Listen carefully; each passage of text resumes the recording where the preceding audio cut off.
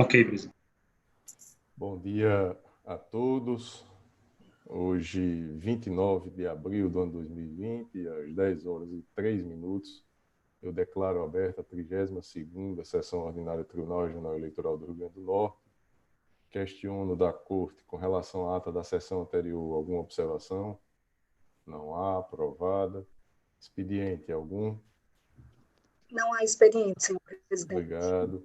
Comunicações, indicações e propostas. Eu dou as boas-vindas, doutora Érica, que participará conosco aqui desta sessão e da próxima, em substituição ao gabinete do doutor Zé Dantas, que encontra-se de férias, assim como o substituto direto, o doutor Geraldo Mota, também em gozo de férias. Seja bem-vinda, doutora Érica, senhora que nos orgulha com a sua participação aqui na Corte, participação feminina de destaque. Comunico à Corte também que o calendário do mês de maio ele já foi disponibilizado. E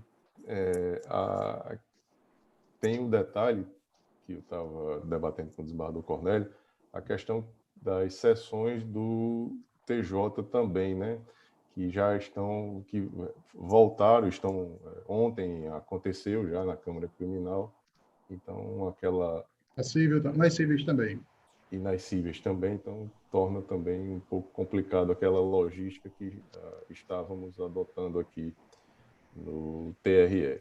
Mas, como disse, é um calendário que pode ser modificado aí a partir do que venha a surgir. E eu passo a palavra ao desembargador Cornélio Alves, comunicações, indicações e propostas. Não tenho nenhuma, senhor presidente, só de boas-vindas, a doutora Érica. Doutor Carlos Wagner, comunicações, indicações e propostas.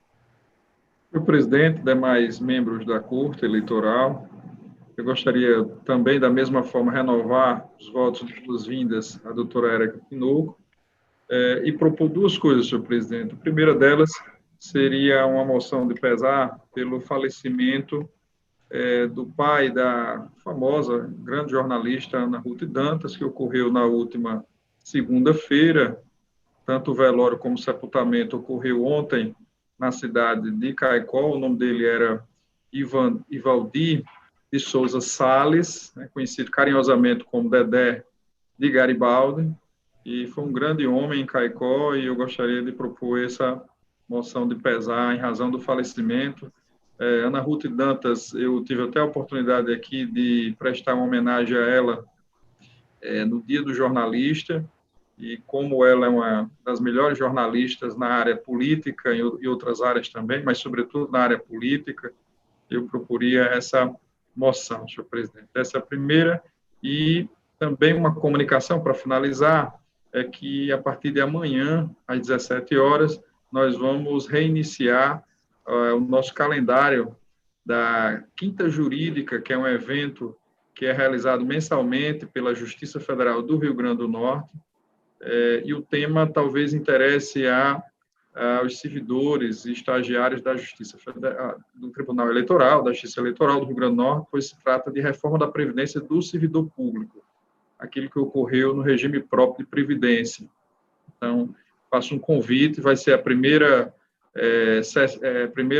evento que nós vamos realizar da Quinta Jurídica este ano, retomando o calendário, e totalmente digital, né? Vai ser através do aplicativo Zoom e também exibido pelo nosso canal da Justiça Federal que nós temos no YouTube.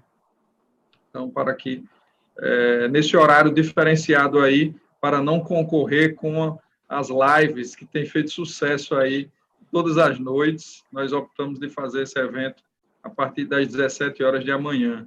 Então, só essas duas coisas, sem nada mais, senhor presidente. Obrigado, doutor Carlos Wagner. Eu submeto à Corte o voto de pesar. Ana Ruth, que perdeu o seu pai aí, como disse o doutor Carlos Wagner, no dia de ontem. Foi ontem, doutor Carlos? Foi, o falecimento foi segunda-feira. Doutora Ana Ruth, que é conhecida de todos nós, assessora na comunicação lá da Justiça Federal. Justiça Federal que é uma parceira do Tribunal Regional Eleitoral do Rio Grande do Norte. Então, todos de acordo. De acordo. E uma falha minha, eu não submeti também o voto de boas-vindas aí, doutora Érica, todos de acordo. De acordo. Com certeza. E com relação à quinta jurídica, parabenizar o doutor Carlos Wagner e dizer a fala na sequência aí, será que a doutora Érica, se ela puder já adiantar, nós estamos também na Justiça Eleitoral com a ideia e já acredito. Quero ver terminado, João. Em breve aí para que a gente possa debater as resoluções que serão aí vigentes na eleição municipal. A exemplo da questão da propaganda, da prestação de contas, resiste candidatura. Então, doutora Érica, se puder já adiantar algo, é bastante interessante. Posso ter a palavra, doutora Érica. Posso sim, primeiramente agradecer os votos de boas-vindas, eu fui surpreendida, né, com essa participação, que eu já não imaginava que ainda voltaria aqui por videoconferência, mas aqui estou e com muito prazer, muita honra em retornar a esta corte.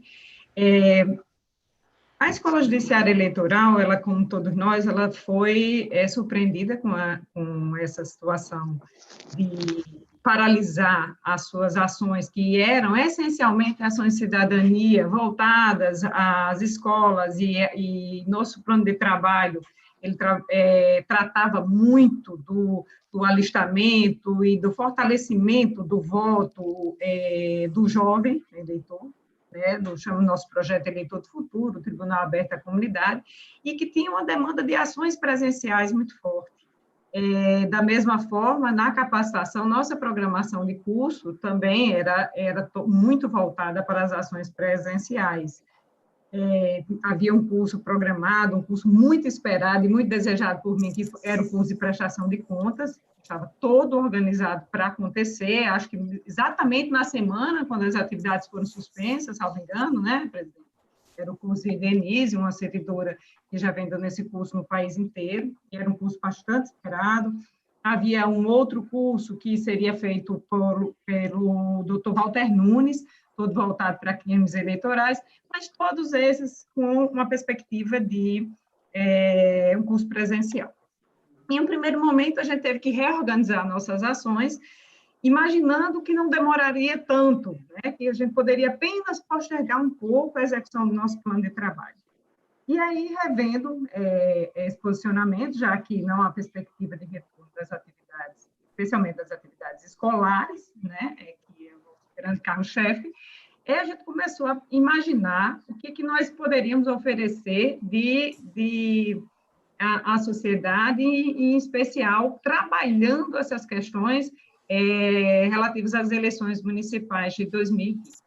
Então, casando a minha ideia com uma proposta do presidente, o que nós estamos planejando é fazer uma espécie de, vamos dizer, uma mesa redonda, né, de debates, com relação às eleições de 2020. Ainda não firmamos a data, porque eu estou esperando casar com um calendário exatamente das sessões, para que a gente possa ter um horário livre e que possa contar com a participação dos membros da Corte. A nossa ideia é de ter sempre nessa mesa, um membro da Corte, representando a palavra do tribunal, podendo ser a mediação, especialmente com o presidente, e alguém de fora que possa fazer um contraponto nesses posicionamentos, certo? Então, estamos planejando a primeira ação inicial agora em maio, tratando de propaganda eleitoral das eleições 2020, voltada para essas resoluções e as novidades, né, que nós temos com relação a a propaganda, o que temos de mais polêmico a respeito da propaganda eleitoral. Acho que essa é uma iniciativa bem bacana, alguns outros tribunais já estão fazendo, e eu acho que a gente tem que oferecer esse produto, né? E aí eu vou contar com a participação dos membros da Corte, conforme a gente for fazendo o cronograma e conforme a familiaridade de cada membro com o tema que ele possa participar, certo? Então, eu espero contar com os senhores, e assim que eu tiver a data, a gente já combina alguma coisa. Perfeito, doutora Érica, obrigado. Certamente todos irão aí participar e desde já convidados. Sintam-se. Doutor Ricardo Tinoco, comunicações, indicações e propostas. Sem comunicações, senhor presidente, me associar à proposição feita em relação às boas-vindas à colega Érica, que certamente irá contribuir muito ao exercício das atividades dessa corte. Dizer que também é uma satisfação retornar depois desses 15 dias aí de descanso, e um descanso que já é, de certa forma, decorrente aí da própria paralisação das atividades externas, mas que me foi muito válido para dar sequência a outras atividades da vida, né, naturais. E também me associar à proposição do Dr. Carlos Wagner relativamente ao voto de pesar em função do passamento do genitor da jornalista Ana Ruth Dantas. Era só, senhor presidente. Doutor Ricardo, peço desculpas, a falha aí, e aí eu proponho aqui um voto de boas-vindas, doutor Ricardo Tinoco, que esteve em gozo de férias. Obrigado, presidente. Mas sempre falando conosco, sempre disponível. Então, por conta disso, não foi tão sentida a ausência do doutor Ricardo. Né? Então, e doutora Érica, que substituiu, hoje aqui também presente, então gerou essa confusão. Mas eu proponho o voto de boas-vindas ao doutor Ricardo Tinoco, todos de acordo? De acordo. De acordo. Doutor Ricardo, que ontem esteve aí nas redes sociais com a live, vinhos e filosofia. É coisa dos amigos. Fazer o quê, né? Eu tentei evitar. Bem-vindo, doutor Ricardo. Um abraço forte. Doutora Adriana Magalhães, comunicações, indicações e propostas. Sem comunicações e proposições, senhor presidente, apenas me acostar a tudo aquilo que já foi proposto e também externar minha alegria pelo retorno do doutor Ricardo ao nosso convívio e também dar mais uma vez boas-vindas à doutora Érica, que sempre traz muita alegria estando em nosso meio. É só, senhor presidente. Obrigado, doutora Adriana. Doutor Fernando Jales, comunicações, indicações e propostas. Senhor presidente, já primeiramente bom dia a todos, me acostar aos votos propostos e boas-vindas ao doutor Ricardo, doutora Érica, e de pesar pelo falecimento do pai da jornalista Ana Ruth. E gostaria de aproveitar também o ensejo e propor um voto de pesar pelo falecimento do médico Jaime Júnior, figura querida aqui na cidade, que sucumbiu depois de uma grande luta ao Covid-19. E conheço a família, a esposa Silvia, o cunhado Fernando, e gostaria de propor um voto de pesar para ser endereçado à viúva Silvia Caldas. É só, senhor presidente. Perfeito. Eu submeto à corte doutor Jaime, geologista aí, bastante respeitado aqui na nossa comunidade, professor, na sua família, doutor Fernando Caldas, advogado, então, muito bem colocado aí para o doutor Fernando Jales, o voto de pesar. Todos de acordo? De acordo. Aprovado. Doutora Caroline Maciel, comunicações, indicações e propostas. Bom dia a todos e a todas. Me associo às proposições já feitas, senhor presidente. Obrigado, doutora Caroline. Esgotada. Antes de encerrar essa etapa, comunicar que um ato conjunto da presidência com a corregedoria, o feriado do dia 1º, ele foi deslocado para o dia 8 de maio. Isso em razão da questão do nosso calendário eleitoral, que tem o prazo de até o dia 6 de maio para transferências, novas inscrições e regularização do cadastro. Dia 1º, que é uma sexta-feira, então passa o feriado para o dia 8 de maio. A portaria será assinada hoje e devidamente publicada. Não é isso, doutora Simone? Sim, senhor presidente. Então, encerrada essa etapa, vamos dar início aos julgamentos. E o primeiro processo da pauta o recurso eleitoral número 600-036, dígito 31, ano 2020. O relator é o desembargador Cornélio Alves. Recorrente, Leonardo Moreira Lisboa. O advogado Dr. Cristiano Barros. Recorrente também Pedro Augusto Lisboa. E o advogado é Dr. Leonardo Vasconcelos. Está em mesa, desembargador Cornélio? Está em mesa, sim. Vossa Excelência tem a palavra. Trata-se de 2 recursos eleitorais, sendo um interposto por Leonardo Moreira Lisboa e outro por Pedro Augusto Lisboa, ambos em face de decisão, que é em sede de cumprimento de sentença nos autos da ação de investigação judicial eleitoral 338-15/2016, julgada em conjunto com a representação de números 33997/2016 e 547/81/2016, com a ação de investigação judicial eleitoral 545-14/2016 e com a ação de impugnação de mandato eletivo de número 548-66/2016. Analisando o pedido de parcelamento de multa que lhes foi aplicada, diferiu em 60 meses, porém quantitativo inferior ao número de parcelas por eles pretendidos. Em suas razões, Leonardo Lisboa alega que, ao contrário do que afirmado pelo Ministério Público Estadual de primeiro grau, não figura como sócio do Hotel Fazenda Pedra da Boca, sendo empreendimento de seu pai e que não possui atualmente o mesmo patrimônio declarado por ocasião de seu registro de candidatura em 2016. Nem mais detém vínculo empregatício com o Instituto de Pesos e Medidas do Estado do Rio Grande do Norte desde o ano de 2014. Argumenta ainda que sua única fonte de renda atual advém do cargo de gerente de empresa ou da empresa Mores Construções e Corporações Eireli, recebendo mensalmente a quantia de R$ 1.500, o que, ao teor de suas alegações, seria desproporcional com a prestação mensal de R$ 1.773,33, a qual foi determinada pelo magistrado de primeiro grau quando do seu pedido de parcelamento. O recorrente, Pedro Augusto Lisboa, igualmente defende a desproporcionalidade do parcelamento deferido, o qual foi estipulado em prestação mensais de R$ 1.330, alegando o seguinte, que desde o ano 2016 não mais integra a empresa Pedra da Boca, empreendimento imobiliário limitada. 2. Que não mais possui o patrimônio declarado quando iniciou o registro de candidatura em 2012. 3. Não mais possui vínculo com a Prefeitura Municipal de Pacifica, nem com a CAERN, da qual era diretor-presidente.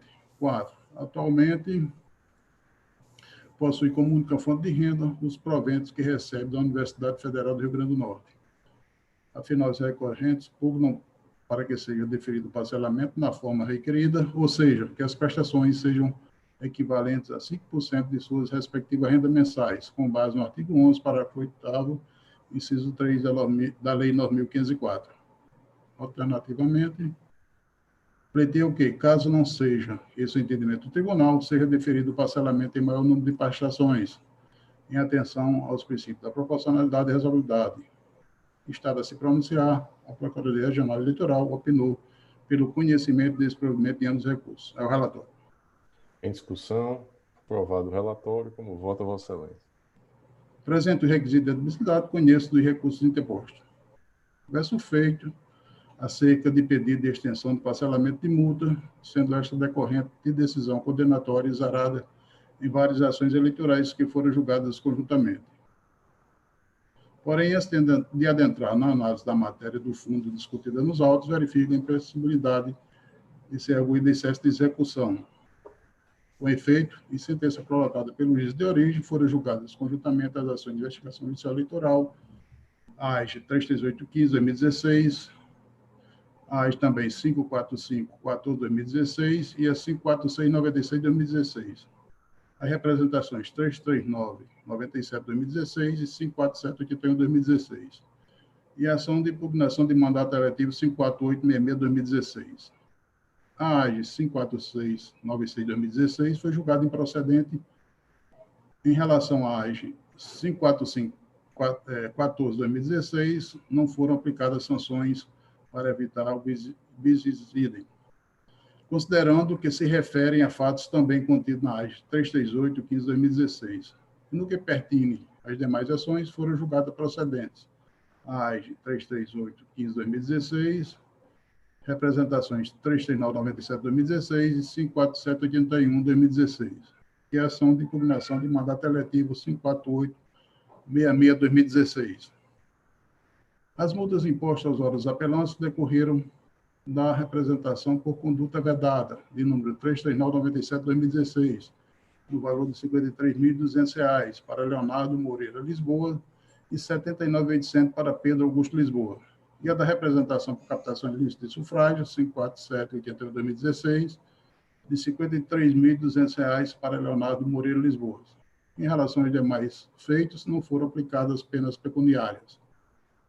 Interposto recursos eleitorais, este TRE passei ao provimento aos apelos para a reforma da sentença, julgar improcedente a pretensão autoral contida na representação 339-97-2016 e afastar a condenação por abuso do poder político, na AIG 338-15, relativamente à tese que o servidor Jailson Floriano do Nascimento teria trabalhado no horário de expediente, em prol dos candidatos recorrentes.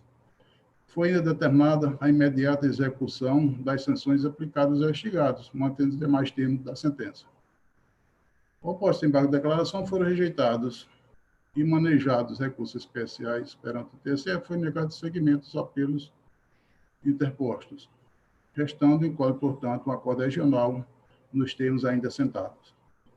Logo, embora tenha sido determinado pelo juiz de origem a intimação das partes para pagamento das penalidades fixadas na sentença, considerando que o acordo regional se sobrepôs àquela decisão do primeiro grau, em efeito substitutivo, somente há de subsistir a obrigação para pagamento da multa imposta nos autos da representação de número 547-88-2016, já que, como visto, este TRE julgou improcedente a pretensão autoral contida na representação 339-97-2016. Desse modo, somente há de ser objeto de cumprimento de sentença a multa imposta a Leonardo Moreira Lisboa e, ainda assim, no valor de R$ 53.200. Em relação a Pedro Augusto Lisboa, portanto, não existe obrigação pecuniária a ser adimplida. Cumpre ainda destacar que, apesar de não ter sido arguído pelas partes, quando o pedido de parcelamento, ou mesmo quando a interposição de seus recursos eleitorais, o excesso de execução poderá ser arguído de ofício na esteira do que já decidido pelo Superior Tribunal de Justiça. Eu cito aqui o acordo do STJ. Logo, tratando-se de matéria de ordem pública, poderá ser arguído de ofício, devendo haver adequação do valor a ser executado, estipando o seu excesso. Com essas considerações, não há de subsistir a execução quanto a Pedro Augusto.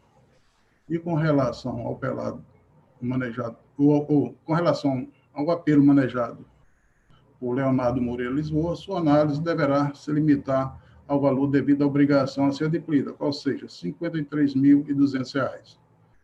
Ultrapassada tal questão, passemos ao exame da matéria de fundo discutido no recurso interposto por Leonardo Moreira Lisboa.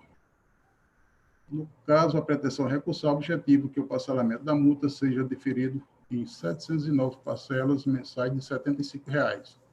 Na realidade, conforme ressaltado pela douta Procuradoria Regional Eleitoral, multiplicando-se o valor da parcela pretendida, R$ 75, pelo número de prestações, 709, atingir-se-á a quantia de R$ 53.175, que corresponderia a cerca da metade do valor que seria inicialmente devido, R$ 106.400. Todavia, conforme já mencionado, tal montante não corresponde à quantia determinada na decisão condenatória. Assim, estipando seu excesso, a importância adimplida é de R$ 53.200, portanto, muito próximo de R$ 53.175 que foi proposto. Assim, é de se considerar que permanece o propósito recursal nos mesmos termos já manifestados, ou seja, que o parcelamento seja diferido em 709 prestações mensais de R$ 75. Mas vislumbro, assim, qualquer prejuízo recorrente para que, mesmo estipado essa execução, seu pedido não seja examinado por este regional. Pois bem, em análise recursal, Leonardo Moreira Lisboa defende a extensão do número de parcelas, além dos 60 meses, baseando-se na norma incumprida no artigo 11 parágrafo 8, inciso 3 da Lei 9.504, que prescreve. Eu transcrevo o dispositivo. E se, com efeito, o mencionado dispositivo admite a possibilidade de parcelamento das multas literais ser superior a 60 meses. Porém, o número de parcelas deverá ser fixado em juízo de proporcionalidade, diante da gravidade das circunstâncias que enseja a pena.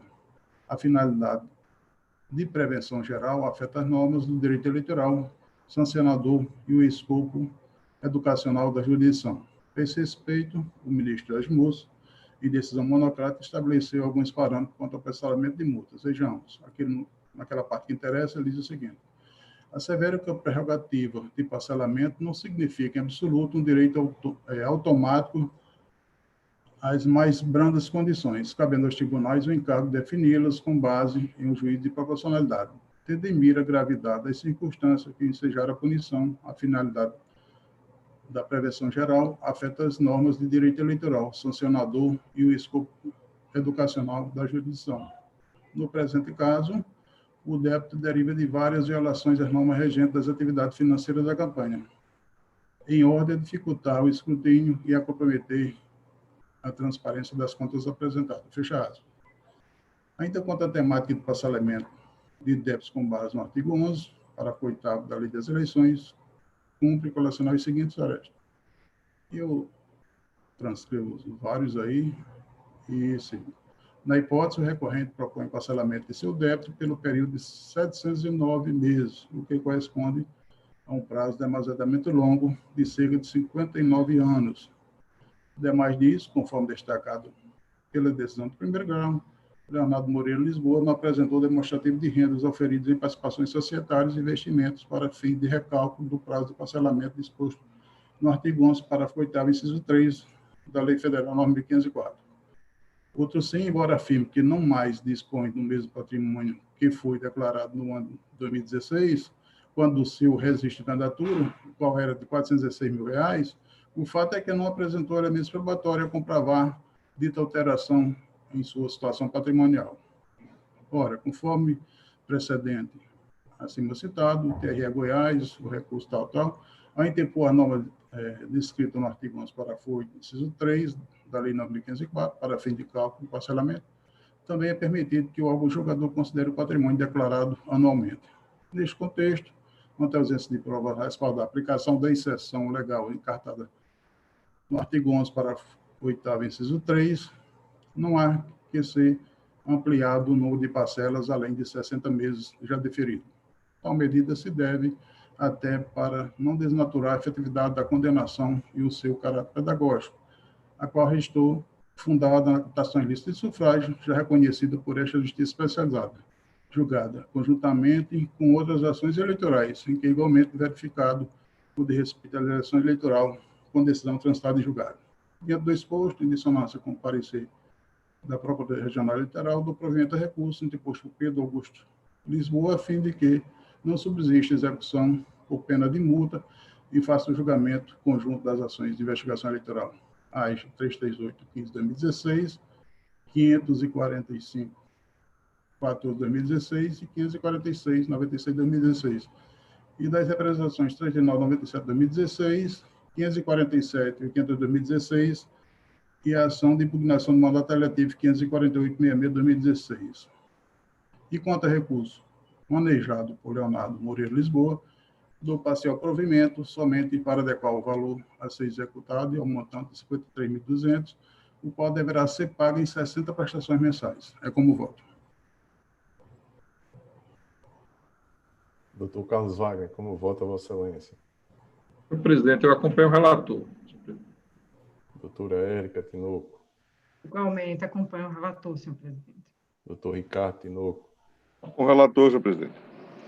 Doutor Fernando Jales. Desculpe, doutora Adriana Magalhães. Com relator, senhor presidente. Doutor Fernando. Com relator, senhor presidente. Processo julgado à unanimidade nos termos do voto do relator. Seguinte, é o processo número 600, Eu estou trabalhando, não posso falar com você, não.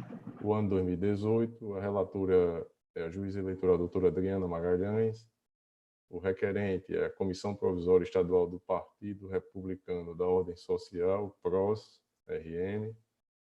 Advogado Dr. Hugo Holanda. Responsáveis, Albert Dixon de Lima e Paulo Henrique Barbosa Xavier. O advogado é o mesmo da agremiação partidária. Está em mesa, doutora Adriana? Está em mesa, senhor presidente. Vossa Excelência tem a palavra. Trata-se de prestação de contas apresentada pelo órgão provisório de direção estadual do Partido Republicano da Ordem Social, PROS, relativa ao exercício financeiro de 2017, de acordo com a previsão contida na Lei 9.096 de 95. Em análise preliminar, a Seção de Análise de Contas Eleitorais e Partidárias verificou a ausência de diversas peças, solicitando a baixa dos autos em diligência para saneamento pela agremiação partidária. Devidamente intimado, o prestador de contas peticionou nos autos, trazendo os esclarecimentos e a documentação que considerou suficientes para a correção das falhas apontadas. Retornando os autos à SACEP, foi emitido o relatório para expedição de diligência, por meio do qual foram apontadas diversas ocorrências a serem esclarecidas pelo prestador de contas. O requerente, notificado a se manifestar sobre o referido relatório, peticionou nos autos apresentando nota explicativa e documentos contábeis complementares, e também impugnando a sua juntada e o regular prosseguimento do feito. Após a análise da documentação presente nos autos, a SACEP emitiu parecer técnico conclusivo pela aprovação das contas com ressalvas, por considerar que as irregularidades remanescentes analisadas em conjunto não comprometeram a integralidade das contas. Com vista dos autos, a douta Procuradoria Regional Eleitoral opinou pela desaprovação das contas, por considerar presente irregularidade grave e insanável. Intimado a apresentar defesa, o partido deixou transcorrer inalbis o prazo legal, consoante informação automática prestada pelo sistema PJE. É o relatório, senhor presidente. Em discussão, aprovado o relatório. Como vota Vossa Excelência? Nos termos verificados pelo órgão técnico, encerrada a fase de diligência, as irregularidades remanescentes na prestação de contas em análise, aptas a ensejar a sua desaprovação, dizem respeito ao seguinte: primeiro, termo de doação estimável de serviços contábeis desacompanhado da demonstração do preço de mercado, e segundo, doação estimável referente à cessão temporária de imóvel em desacordo com a norma.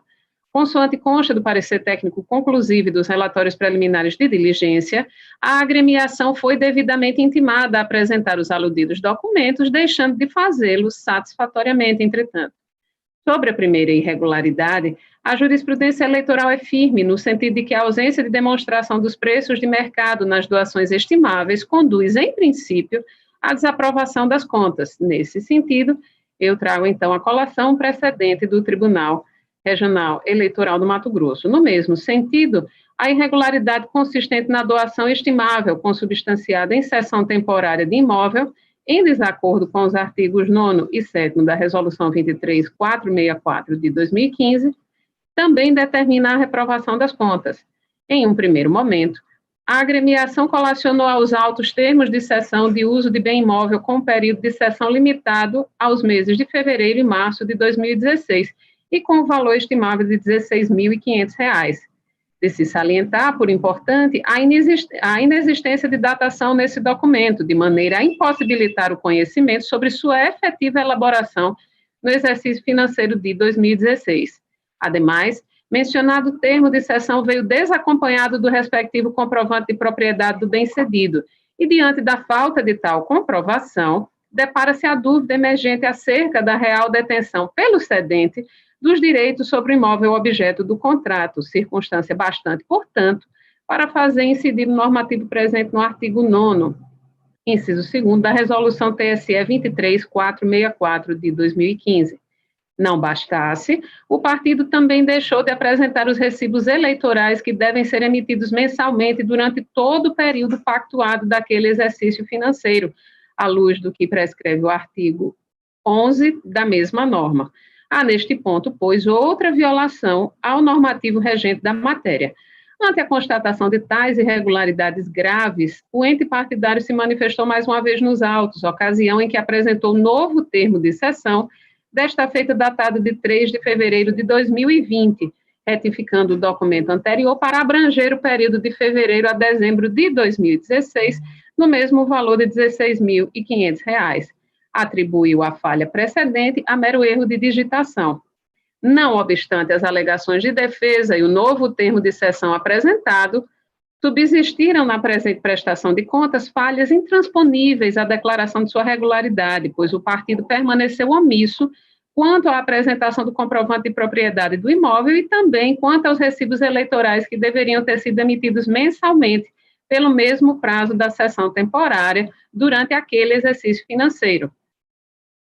Nesse aludido contexto, revelam-se graves e insanáveis os vícios verificados nas contas em exame, sobretudo por inviabilizarem a efetiva fiscalização da Justiça Eleitoral sobre a licitude das receitas estimadas declaradas, as quais representam a quase totalidade, 95% das receitas auferidas no período, em ordem a comprometer a confiabilidade e a transparência do balanço contábil apresentado, e, por decorrência, impossibilitar a aplicação dos princípios da proporcionalidade e razoabilidade para fins de aprovação com ressalvas. Logo, a solução jurídica que se revela razoável e proporcional no caso em análise é a desaprovação das contas, a teor do comando incerto no artigo 46 da referida resolução. A título de mero reforço argumentativo, é de reportar ao julgamento da prestação de contas, número 3889 de 2016, da relatoria do juiz Francisco Glauber Pessoa Alves, em cuja assentada restou consignada a ocorrência de vícios semelhantes ao ora examinados, o que determinou a desaprovação das contas naquela oportunidade nos termos do acórdão assim emendado na parte que interessa. A ausência de documentos comprobatórios das doações de bens ou serviços estimáveis em dinheiro ou cessões temporárias na forma detalhada pelo artigo 9º e 11º da Resolução 23432 de 2014, constitui irregularidade grave por prejudicar a transparência contábil e auditoria das contas pela Justiça Eleitoral. De acordo com a jurisprudência deste regional, a omissão de despesas, receitas estimáveis relacionadas ao funcionamento da sede da agremiação é causa para desaprovação das contas partidárias.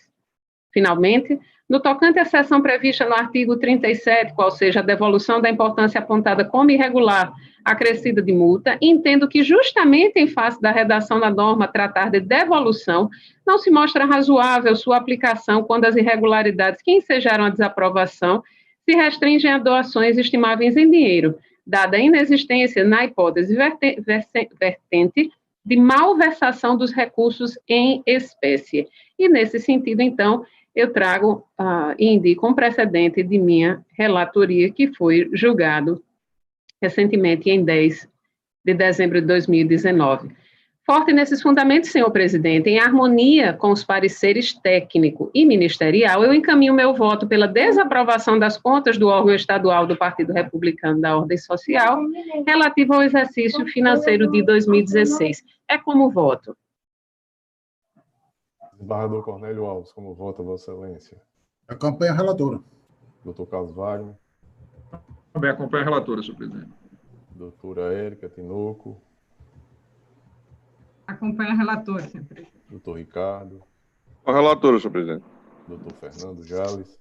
Com a relatora, senhor presidente. Processo julgado à unanimidade nos termos do voto da relatora. Algum outro processo em mesa que não tenha sido apregoado? Não há. Na pauta administrativa não temos nenhum. Na sessão vespertina são vários, são 10 processos, não é isso, Simone? Isso, senhor presidente. Já todos disponibilizados. Então, até logo mais aí. Um abraço e o declaro encerrado.